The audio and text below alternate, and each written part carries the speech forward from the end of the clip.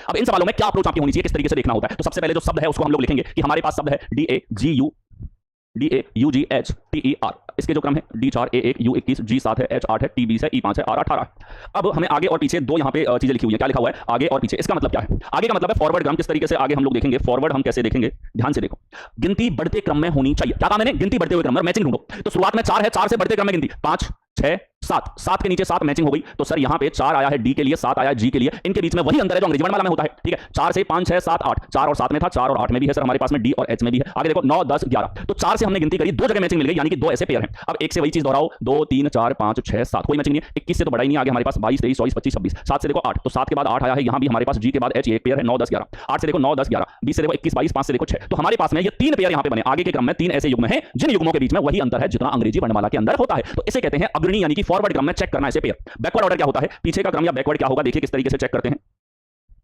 ठीक है, अब देखो पीछे इस तरीके से चेक करो, 18 से बढ़ते हुए क्रम में 19 20, 20 के नीचे 20 है, ये मिल गई मैचिंग, यानी कि सर यहां हमारे पास में आर टी, ये एक पेयर और बनेगा पीछे के क्रम में। 21 22 23 24 25, और कोई क्रम नहीं है। 5 से देखो बढ़ती हुई गिनती 6 7 8 9 10 11, कोई मैचिंग नहीं है। 20 से देखो 21 22 23 24 25, कोई मैचिंग नहीं है। 8 से देखो 9 10 11 12, 7 से देखो 8 9 10, 21 से देखो 22 23 1 2, और कोई पेयर नहीं है, एक पेयर पीछे से मिला। कुल कितने हो गए? 3 और 1 4 हमारे पास पेयर मिले। कई बार सवाल हो जाता है केवल आगे के क्रम की काउंटिंग करवाए, कई बार पीछे के क्रम की। आगे से पूछ लेता 3 उत्तर होता, पीछे से पूछता 1 उत्तर होता, इसने दोनों पूछे हैं, तो हमारे पास 4 ऐसे युग्म हैं। कौन कौन से युग्म हैं ये नहीं पूछा हमने, तो वो भी लिख दिया है, ये अगर पूछता। ठीक है, तो 4 हमारे पास में ऐसे युग्म होंगे जिनके बीच में उतना ही अंतर जितना अंग्रेजी वर्णमाला में होता है। ठीक है, अंग्रेजी वर्णमाला में आप देखो कि सर डी है, डी के बाद ई एफ जी एच, तो ये वाला पेयर अंग्रेजी वर्णमाला में भी इतना अंतर रखेगा जितना यहाँ पे डी और एच में उतना ही अंतर है, जितना यहाँ हमारे पास में जी और एच में उतना ही अंतर जितना अंग्रेजी वर्णमाला के अंदर होता है। ठीक है, अंग्रेजी वर्णमाला होती है तो हम लिखते हैं R S T U V W X Y. ठीक है, तो आर और टी के बीच में वही अंतर होता है जो हमारे पास यहाँ पे है। तो ये तो कहते हैं पिछले क्रम में बैकवर्ड की तरफ से सीरीज चेक करना, और ये होता है फॉरवर्ड क्रम में अंग्रेजी वर्णमाला से मैचिंग करना। वो चीज हम इस कांसेप्ट से फॉलो करते हैं यहाँ पे, इस तरीके से काउंट करके और इसी तरीके से अप्रोच करके आपको एग्जाम आंसर करना होता है। बेहद ज्यादा क्वेश्चन पूछे जाते हैं, रेलवे में अति महत्वपूर्ण है। रेलवे में आप लोगों के पास में सवाल एनटीपीसी में पूछा जाता है, आपके पास में ग्रुप डी में, आरपीएफ में, इसके अलावा आपके पास में एलपी में, टेक्नीशियन, सभी जगह ये सवाल पूछा जाता है। आगे आओ, नेक्स्ट देखें, दिया गया है L12 है, J10 है, M13 है, तो ये हमारे पास -4 -8 और ये हमारे पास -2 है।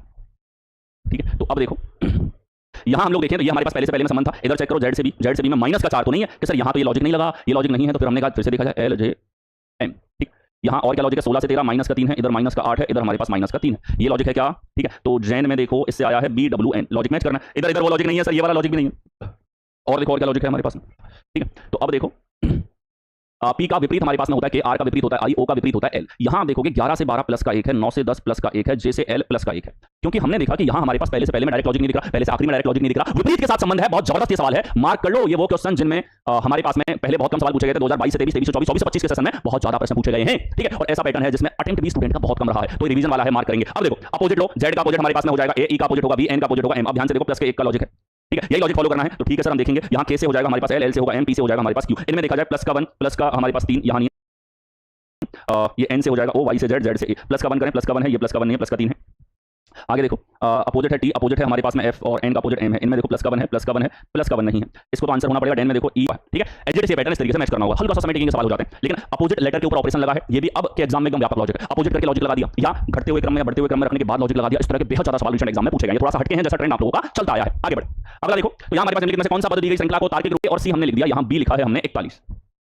अब देखो 19 5 और 71 ये आपस में है, क्या रिलेशन होगा सर? इन दोनों को जोड़ा जाए तो हमारे पास 15 4 19 है, इन दोनों के अंतर की बात की जाए तो 11 है, इन दोनों को गुणा किया जाए तो 60 है, इनका स्क्वायर किया जाए 225 है, इसका स्क्वायर किया जाए 16 हमारे पास में। ठीक है, अब देखो 41 हमारे पास में कैसे आएगा, 41 हमारे पास में यहाँ पर कैसे आएगा, 41 कैसे लेकर के आए? इधर इन दोनों का योगफल 24 है, ये जरूर लिखना है आपको, उसके बाद में आप सोचें। तो यहाँ इन दोनों का अंतर है हमारे पास 14, इन दोनों का स्क्वायर किया जाए 361, इसका स्क्वायर 25, गुणा किया जाए 95 हमारे पास में। ठीक, तो अब देखो क्या लॉजिक हमारे पास में लगा है। तो हमने देखा यहाँ पे कि सर हमारे पास में एक तरीके से आप ध्यान से देखिए 41 कैसे आ रहा है, 60 में से 19 घटा दो 41 आ जाएगा।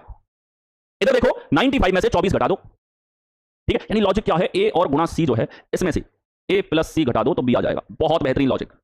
ठीक है, बहुत बेहतरीन तर्क यहां पे पूछ लिया। ठीक है, बहुत कम ये पैटर्न आप लोगों का एग्जाम में देखने को मिला है, इस तरह का पैटर्न हमारे पास में हो गया। ए गुणा सी में से ए प्लस सी घटा दिया। ठीक है, तो इधर देखो 20 में से 12 घटा दो, बिल्कुल सही है। 45 में से इनका गुणनफल है 164 में से ये घटा दो 45 नहीं होगा।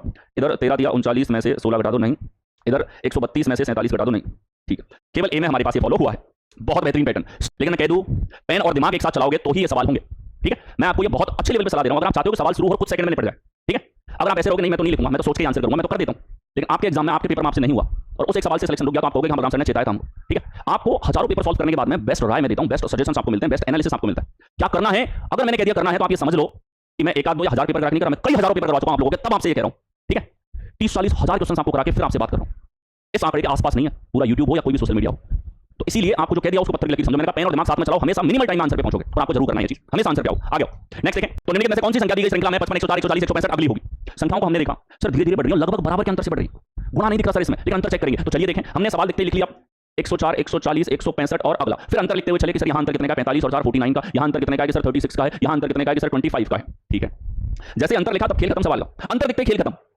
और ये खेल तभी खत्म है जब आपको नॉर्मल बेसिक चीजें याद है, जैसे कि पूर्ण वर्ग आपको 60 तक के पूर्ण वर्ग ध्यान है, एग्जाम में बहुत काम आते हैं, याद होने चाहिए, मैंने कह दिया होने चाहिए। ठीक है, 30 तक के घन याद होने चाहिए, जरूर करने, पूरी मैथ्स और रीजनिंग दोनों जगह आपके काम में आते हैं। ठीक है, तो अब आप देखो ये 7 का वर्ग है, ये 6 का वर्ग है, ये 5 का वर्ग है, अगला 4 का वर्ग होगा 16 16 हम लोग इसमें ऐड कर दें तो 6 5 11 और 5 1 7 और 1 8 हमारे पास में ये हो जाएगा 181। कौन से विकल्प में? सी विकल्प में आपको दे रखा है, सी हमारे पास सही उत्तर यहाँ पे होगा। ठीक है, आगे बढ़े, अगला देखें 9 10 18 अचानक से इसने गति पकड़ी। ठीक है, अचानक से गति पकड़ी, तो चलिए देखें 9 से 10 10 से 18 18 से 45 45 से 109 अगला क्या होगा? तो हमने कहा ठीक है सर इनके बीच का अंतर हम लोग एक बार लिखें। तो हमने लिखा 1 का अंतर, इधर देखो 8 का अंतर, इधर देखो ये 27 का अंतर, इधर देखो ये हमारे पास 4 से 64 का अंतर, अगला कितना होगा? फिर से वही नंबर विजन, कुछ संख्या को देखते दिमाग की बत्ती जल जानी चाहिए, नहीं जली है तो फिर आप ये समझ लो अभी थोड़ा सा आप प्रिपरेशन में लापरवाही पे। सर ये 1 का घन है, ये 2 का घन है, ये 3 का घन है, ये 4 का घन है, अगला 5 का घन है, 125 होगा, 125 जोड़ो कितना आ जाएगा? 234 आएगा। कौन से विकल्प में? सी में। ठीक है, तो यहां क्या चला है कि जो L0 श्रृंखला दी रखी है, सवाल ने जो दिया उसको L0 कहते हैं। L0 में हमारे पास में क्रमागत घन संख्याओं का अंतर यहां पर चला है। क्या चला है? क्रमागत घन संख्याओं का अंतर यहां पे चला है। कौन से विकल्प में है? सी ऑप्शन के अंदर आपको दे रखा है। ठीक है, आगे आओ, अगला देखें, उत्तर की ओर 200 मीटर चला है, फिर बाएं मुड़ा 300, दाएं मुड़ा 400, फिर बाएं मुड़ा 1 किलोमीटर। ठीक है, यहां से 1 किलोमीटर का मतलब है 1000 मीटर, ये चला है। अब राजन का मुंह किस दिशा में है? उसी से मिलता जुलता सवाल देखो, अब है मुंह कौन सी दिशा में? सर ये हमारे पास में मुंह जो है कौन सी दिशा में है? पश्चिम दिशा के अंदर है। कौन से विकल्प में है? ए ऑप्शन में आपको दे रखा है। ठीक है, मिलते जुलते से सवाल बना रखे बड़े आसान से, और जब हमसे अंतिम दिशा पूछी है, केवल मुंह की दिशा पूछ रखी है, तो इन सवालों में बिना डायग्राम के भी आप कर सकते हो। कैसे करोगे? ध्यान से देखो, तो यहां सर शुरू में उत्तर की ओर मुंह था, उत्तर, अब केवल ये देखो कहां मुड़ा है, सबसे पहले बाएं मुड़ा लेफ्ट, उसके बाद में दाएं मुड़ा ये लिखा हमने राइट, उसके बाद में बाएं मुड़ा है ये लिखा हमने लेफ्ट, और उसके बाद में ये है बस। तो एक राइट से एक लेफ्ट करता है, कुल मिला के लेफ्ट घुमा दो, तो अगर कोई उत्तर की ओर है, लेफ्ट घूमने के बाद में हमारे पास किस तरफ होगा? पश्चिम दिशा की ओर हो जाएगा। कौन से विकल्प में है? ए विकल्प में आपको दे रखी है, ए हमारे पास में करेक्ट आंसर यहां पर बनेगा। आ गया प्रश्न देखें, इस प्रश्न में एक कथन के बाद चीजों का ध्यान रखना होता है। कौन कौन सी दो चीजें हो? एक रास्ता और दूसरा हमारे पास में वरीयता। रास्ता का देखो जिन दो वेरिएबल के बीच में संबंध है, इस तरफ से आप जाओगे रास्ता है, इधर से नहीं है, ये बंद सिरा हम मानते हैं, ये खुला हुआ है, ऐसा चिन्ह है तो इस तरफ से आप जाओगे रास्ता है, इस तरफ से आप जाओगे नहीं है, बराबर है तो इस तरफ से भी रास्ता है, इस तरफ से भी है, बराबर में दोनों तरफ से आया जा सकता है। और देखो यहाँ हमारे पास वरीयता की बात की जाए तो इस चिन्ह की वरीयता सबसे ज्यादा, फिर इसकी है, फिर बराबर की हमारे पास में रहती है, लेस देन है, लेस देन इक्वल टू है, फिर इसके बाद बराबर की वरीयता हमारे पास में रहती है। ठीक है, तो ये हमारे पास में रास्ता है, इधर हमारे पास में वरीयता है, इस तरीके से रिलेशन हमें देखना होता है। अब देखो कि सर R से P तक हम जाना चाहते हैं, तो R हमारे पास इधर है, P हमारे पास इधर है, R से F गए, F से Q गए, Q से P गए, यहाँ पर हमारे पास में रास्ता बिल्कुल है R से F तक पहुंचने का। अब वरीयता की अगर हम लोग बात करते हैं यहाँ पे, तो वरीयता हमारे पास में R से F के बीच में चिन्ह मिले हैं इस तरीके के, वरीयता इसी चिन्ह की है जो चिन्ह इसने लगा रखा है, यानी रास्ता और वरीयता दोनों चीज है, और दोनों होंगे तब जाके हम कहेंगे कि निष्कर्ष सत्य है। ठीक है, आगे देखो B से F पर जाना है, तो B से F की बात की जाए, B इधर है, F इधर है, तो हमें B की तरफ खुला हुआ है, B से चालू करना है, तो B से चालू करके आए, जैसे हम निकले खत्म, क्योंकि ये रास्ता बंद है, ये बंद सिरा है, बंद सिरे की तरफ से आप नहीं आ सकते, रास्ता नहीं है, तो इसमें वरीयता चेक नहीं करनी, इसमें रास्ता भी था वरीयता भी था, तब जाके सही किया, गलत हो जाएगा, केवल पहला हमारे पास सत्य होगा, ओनली फर्स्ट हमारे पास यहां पर फॉलो करेगा। ठीक है, आगे आओ, नेक्स्ट देखें, जब समय 8:45 है तो घड़ी की दोनों सुइयां, घंटे की सुई और मिनट की सुई के बीच अनुमानित कोण क्या होगा? तो 8:45 अगर हमारे पास समय है तो घड़ी की दोनों सुइयां, घंटे की सुई और मिनट की सुई के बीच में अनुमानित कोण, तो ये हमको दे रखा है आवर और मिनट, इस तरीके से समय को पढ़ा जाता है। अब इसके बीच में अगर कोण पूछा जाए, क्या पूछा जाए? कोण कैसे निकालेंगे? तो कोण होता है थीटा, कितना डिग्री होगा? तो कोण होता है 30h माइनस 11/2m। इन दोनों का जो अंतर है वो धनात्मक लेना है। ठीक है, ये इस मॉड का मतलब, ऐसे कहते हैं मॉड, इसका मतलब जो भी अंदर आएगा प्लस में लेना है। तो अब देखो h का मान है 8, तो 30 गुणा 8 और अंतर लेना है हमको, इसको अंतर कहते हैं, इसका मतलब है अंतर, माइनस माइनस क्यों नहीं लगाया? क्योंकि माइनस तो ये बोलता है हमारी संख्या धनात्मक ऋणात्मक हो सकती है, इसका मतलब अंतर लो भैया बस। और दूसरा है 11/2 को 45 से गुणा कर दो, 11/2 को मिनट है हमारे पास में 45, ठीक है, इससे गुणा कर दो। ठीक है, तो अब देखो कि दोनों सुइयों, घंटे और मिनट की सुई के बीच में अनुमानित कोण कितना होगा? अनुमानित कोण है, यानी कि यहां हम लोगों से एग्जैक्ट कोण नहीं पूछा है, अप्रॉक्सीमेट कोण पूछा है, लगभग। चलिए देखें, ये 8 या 24 240 माइनस इसको गुणा करें, 2 से काटेंगे 22.5 हमारे पास, 22 से गुणा करो, 11 बजे 55, 5 इधर 5 11 22 5 27, 2 इधर 11 22 और 2 24, तो ये है 247.5, इनके बीच में अंतर है 7.5 डिग्री का। तो एग्जैक्ट उत्तर होता है 7.5। अब 7.5 वाला भी बहुत एग्जाम में पूछा जा चुका, लगभग पूछा है, 7.5 किसके पास में है? बी, यानी कि 7 डिग्री के पास में, लगभग 7 डिग्री बनेगा। अब ये फॉर्मूला याद रखो, जब भी कोण पूछा जाए, इस तरह के सवाल आप लोगों के रेलवे के डिफरेंट एग्जाम्स के अंदर पूछे जा चुके हैं, एसएससी के एग्जाम